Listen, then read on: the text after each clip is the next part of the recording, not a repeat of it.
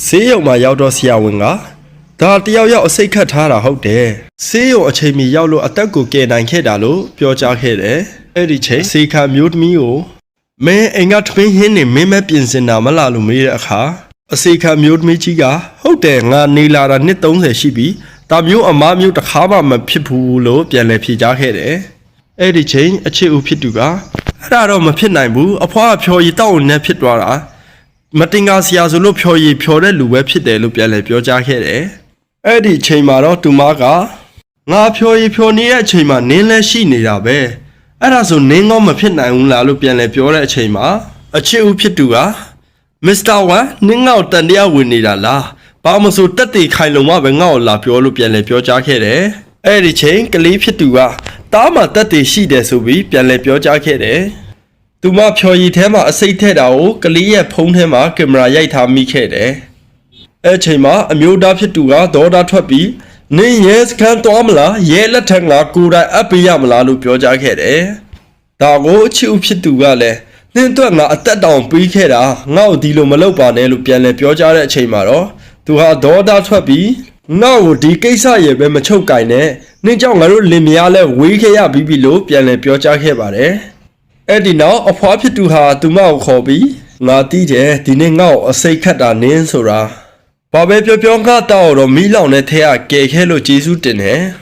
ငါနင့်ကိုရွေးချယ်စရာနှစ်ခုပေးမယ်နင့်အဖြစ်ဒီအတွက်ထောင်ကြခံပြီးမှပြန်လွတ်လာတဲ့အချိန်ကြာမှငါသားရဲ့လက်ထပ်မလားဒါမှမဟုတ်ရင်ငါသားရဲ့အဝေးဆုံးနေရာကိုထွက်သွားမလားအဲ့နှစ်ခုထဲကတစ်ခုရွေးလို့ပြောကြားခဲ့ပါတယ်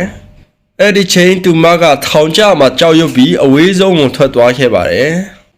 အဲ့ဒီနောက်အဖွားဖြစ်သူကသားဖြစ်သူကိုနင်းတွေ့တယ်မလားနင်းအတွက်ထောင်တော့အကြမခံရဲတာဘယ်လိုလုပ်မီးတွင်းနဲ့အသေးခံပြီးကြဲခဲ့တာဖြစ်နိုင်ပါလဲလို့ပြောကြားခဲ့ပါတယ်အဲ့ဒီနောက်သူမကိုနိုင်ငံခြားထုတ်ဖို့ရန်စီစဉ်ခဲ့ပါတယ်အဲ့ဒီနောက်သူဟာဇနီးဟောင်းဖြစ်သူကိုဝမ်ကလေးကဘဒုကလေးဖြစ်နင်းဖက်ကလက်ခံရင်ငါတို့အရင်လိုပြန်နေရအောင်လေလို့ပြောတဲ့အခါသူမကမလက်ခံခဲ့ပါအချစ်ဦးဖြစ်သူဟာဒေါသနဲ့ဖုံးဆက်ကမကောင်းတာတစ်ခုခုပြုလုပ်ရန်ကြံစီနေပါတယ်။နောက်နေ့မှာအမျိုးသားဖြစ်သူဟာအကြောင်းမရှိအကြောင်းရှာပြီးသူတို့သားအမိကိုတွားရောက်ကြိုခဲ့ပါတယ်။ကုမ္ပဏီမတွားပဲတကူးတကားလာကြိုတာကိုသိတဲ့သူမကဘာလို့တောက်တဲ့လို့ကတ်သွဲနေရလဲပြောလိုက်တဲ့အခါမှာတော့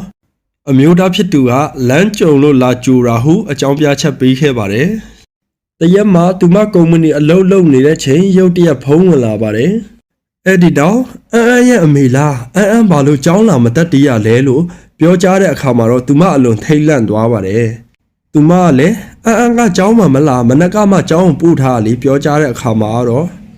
ဆီယာမဖြစ်သူက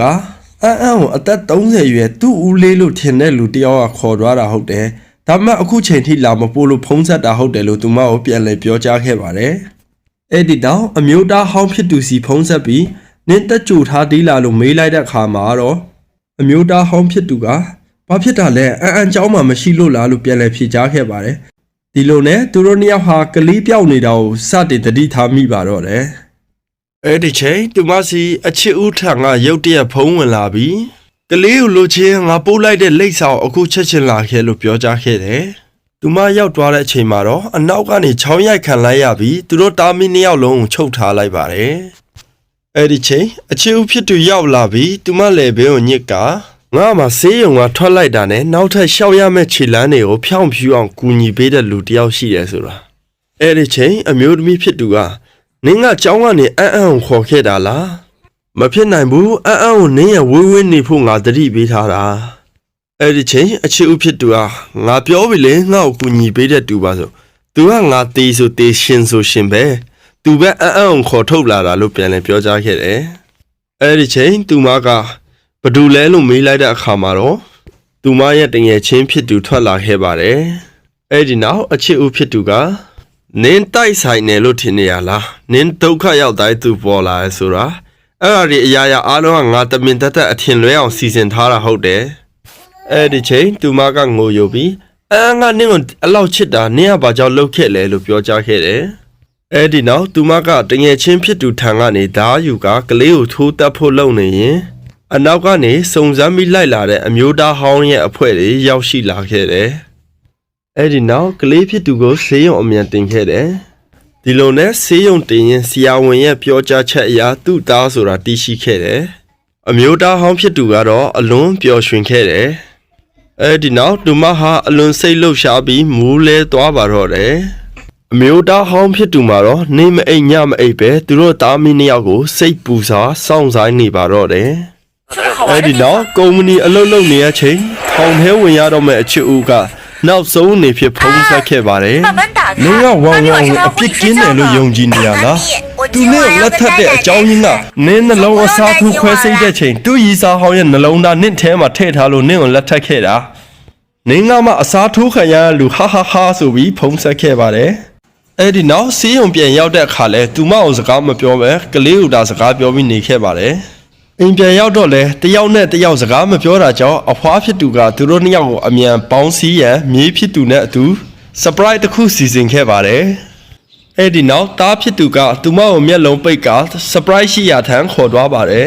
။ဒီလိုနဲ့သူမဟာမျက်လုံးပိတ်ကစမ်းတဝါဝါနဲ့ရောက်သွားချိန်သူမယောက်ျားဟောင်း surprise ကြီးနဲ့တူးခဲ့ပါတယ်။အဖွားဖြစ်သူနဲ့မြေးဖြစ်သူကတော့အပြင်ကနေတော့ခတ်ထားကသူတို့အကြံအောင်မြင်ပြီးဆို၍ပြောနေပါတယ်။အဲ့ဒီနောက်အမျိုးသားဟောင်းဖြစ်သူကနင်းပါလို့အရင်ကငါ့ကိုလွယ်လွယ်နဲ့လက်ထပ်ခဲ့တာလဲလို့မေးလိုက်တဲ့အခါမှာတော့သူမကအရန်ချမ်းသာပြီးရုပ်ချောလို့လက်ထပ်ခဲ့တာလို့လိန်ညာခဲ့ပါတယ်အဲ့ချိန်အမျိုးသားကတခြားသူတွေစီမှာလည်းပတ်ဆက်ရှိတာပဲ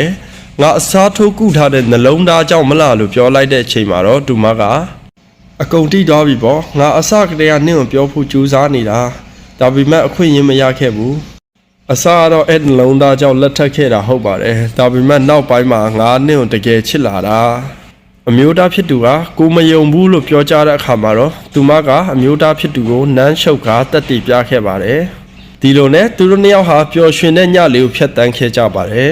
်တရက်မှာသူမဟာအလုတ်ကနေအိမ်ပြန်လာပါတယ်ဒါပေမဲ့မောင်မဲနေတော့တယောက်မှမရှိဘူးလို့သူမထင်နေခဲ့ပါတယ်မီးဖွင့်လိုက်တဲ့ခါကျမှတအိမ်သားလုံးက surprise တိုက်ပြီးသူမအတွက်မွေးနေ့ပွဲကျင်းပပေးခဲ့ပါတယ်။သူမအတွက်တော့ပျော်ရွှင်စရာကောင်းတဲ့မွေးနေ့လေးဖြစ်ခဲ့ပါတယ်။အဲ့နေ့မှာပဲသူမမိဘရဲ့တခုတည်းတော့အမွေနေ့ဖြစ်တဲ့ဆွဲကြိုးကိုအမျိုးသားဖြစ်သူကတေချာပြုတ်ပြင်ပြီးပေးခဲ့ပါတယ်။ဒီလိုနဲ့သူမအလွန်ပျော်ရွှင်နေတဲ့ချိန်အပြင်ကနေပါဆယ်မွေးနေ့လက်ဆောင်တစ်ခုကြီးရောက်ရှိလာပါတယ်။သူမဖွင့်ကြည့်လိုက်တဲ့အခါမှာတော့ပါဇက်ဟောင်းသားဖြစ်သွားပါတယ်။အဲ့ဒီနောက်သူမဟာမွေးနေ့လက်ဆောင်ပေးတဲ့လူကိုချက်ချင်းပြေးကသွားရောက်ရှာဖွေခဲ့ပါတယ်။ကြားရှ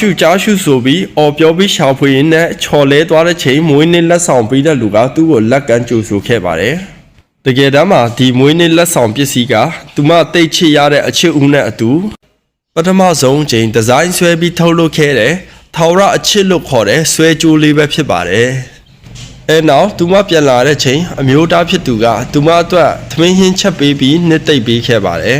။သူမကလည်းအမျိုးသားဖြစ်သူကိုတေချာလေးဖတ်ထားကနေခဲ့ပါတယ်။အဲနောက်ပိုင်းအမျိုးသမီးဖြစ်သူဟာနေရက်တိတိအိမ်မပြန်ခဲ့ပါ။အမေကိုလွမ်းနေတဲ့သားလေးကိုဖခင်ကပဲနှစ်သိမ့်ပေးခဲ့ပါတယ်။အမျိုးသားဖြစ်သူဟာသူမကိုတညလုံးမျောနေပြီမဲ့မပြန်လာခဲ့ပါ။အဲ့ဒီနောက်တားငယ်လေးရဲ့ပူဆောင်မှုကြောင့်သူမရှိတဲ့ကုမ္ပဏီတို့လိုက်သွားခဲ့ပါတယ်။ကုမ္ပဏီရောက်တော့အချစ်ဦးနဲ့အတူထွက်လာတဲ့မိန်းမကိုအိမ်မပြန်တာဘယ်နည်းရှိပြီလဲ။မင်းတို့အပြင်မှာအချစ်ဦးရဲ့တော်တော်ပျော်နေတယ်ဟုတ်လား။ငါရဲ့ကလေးကိုမိပြီးနောက်2ရက်လောက်နေငါတို့ကိုကွာရှင်းဖို့လုပ်နေတာဟုတ်လားလို့ပြောကြားခဲ့ပါတယ်။အဲ့ဒီချိန်အမျိုးသမီးဖြစ်သူကနင်းပါတွေပြောနေတာတော့ဒီမှာ project ကိစ္စကြောင့်အလုပ်ရှုပ်နေတာတို့ပြောတဲ့အခါမှာတော့အမျိုးသားဖြစ်သူကပထမအချစ်ဦးနဲ့မတွေ့တာတေချာလို့လားလို့ပြန်လဲပြောကြားခဲ့ပါတယ်။အဲ့ချိန်မှာအမျိုးသမီးရဲ့အချစ်ဦးလို့ယူဆရတဲ့သူကမစ္စတာလူနင်းနားလည်မှုလွဲနေပြီငါကသူ့ရဲ့အချစ်ဦးမဟုတ်ဘူး။သူ့ရဲ့အချစ်ဦးကကြမ်းကြားရှုငါကကြမ်းကြားဖူးငါတို့နှစ်ယောက်ကအမွာညီကိုဟုတ်တယ်။ငါညီကလွန်ခဲ့တဲ့8နှစ်ကတည်းကတည်သွားပြီ။သူမတည်ခင်ပြောကြားခဲ့တဲ့ဒီဇိုင်းထုတ်ကုန်နဲ့ပတ်သက်ပြီးငါလာပြီးဆွေးနွေးတာပဲဟုတ်တယ်လို့ပြောကြားခဲ့တယ်။အဲ့ချိန်မှာအမျိုးသားဖြစ်သူကနင်းအဲ့ဒါဆိုဖုံးဆက်ရမှာပေါ့ဖုံးမဆက်ရင်တော့စာပို့ထားတစ်တယ်လို့အမျိုးသမီးဖြစ်သူကိုပြောကြားလိုက်တဲ့အခါမှာအမျိုးသမီးဖြစ်သူကဖုံးပြတ်နေကြောင်းပြန်လဲပြောကြားခဲ့တယ်အဲ့ဒီနောက်သူတို့မိသားစုဟာပျော်ပျော်ရွှင်ရွှင်နဲ့အိမ်ပြန်သွားခဲ့ပါတယ်ဒီလိုနဲ့ညဖက်ရောက်တော့သူတို့လင်မယားနဲ့အောင်ချစ်ရီလူတစ်တင်တူးဖို့ပြုလုပ်နေချိန်ငရှုပ်ကောင်တားငယ်လေးရောက်ရှိလာပါတယ်တားငယ်လေးဟာမိခင်နဲ့အတူအိတ်ချင်ကြောင်းပြောကြားခဲ့ပါတယ် အဲ့ဒီနောက်အိပ်ပျော်သွားတဲ့တားငယ်လေးအားတခြားအခန်းထဲပို့ကသူတို့လင်မယားနှစ်ယောက်ဟာတားငယ်လေးအတွက်အဖော်ရအောင်ကလေးနောက်တစ်ယောက်ယူဖို့ဆုံးဖြတ်လိုက်ပါတော့တယ်ဒီလိုနဲ့ဇက်လန်းလေးကပြီးဆုံးသွားပါတယ်နောက်ထပ်ပျော်ရွှင်ကြည်နူးစရာဝမ်းနဲ့စိတ်တူစရာတရုတ်ဇက်လန်းကောင်းလေးတွေကိုတင်ဆက်ပေးသွားမှာမို့ကျွန်တော်ရဲ့အကောင့်ကို like နဲ့ follow လေးလုပ်ပေးဖို့တစ်ချက်ဖိတ်ခေါ်ပါတယ်ကျွန်တော်ရဲ့ YouTube channel ကိုလည်း subscribe လုပ်ပြီး comment မှာ hi ပေးခဲ့ပါအားလုံးကိုကျေးဇူးအများကြီးတင်ပါတယ်